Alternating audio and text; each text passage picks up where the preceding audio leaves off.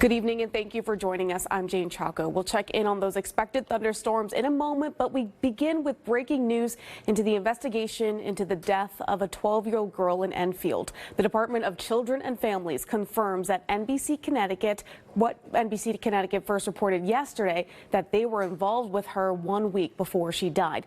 Len Bestoff joins us with what we're learning. Len. Well, Jane, a lot of new developments here, and this is one of them. You know, this is the new document we got last week when we started asking some questions about more information on this case. And what this document shows is that police were called to a mobile station on March 11th at 2:30 in the morning for a report of somebody who shoplifted an energy drink. Police there talked to someone who we now believe was Eve Rogers and brought her home, where they then spoke to her mother. The officer referred the incident to the DCF and closed the criminal case.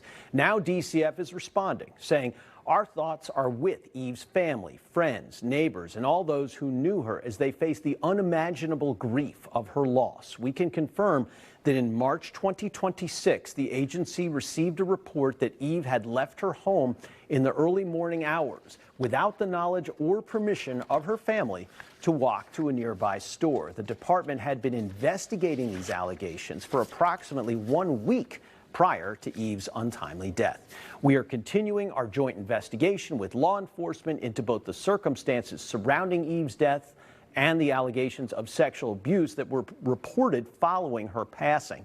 As this remains an active and evolving criminal investigation, we are unable to provide further comment at this time. What we know about this case right now is that Eve was found dead in her room in Enfield on March 18th. Her cause of death hasn't been released, but we know her stepfather, Anthony Federline, has been charged with sexual assault.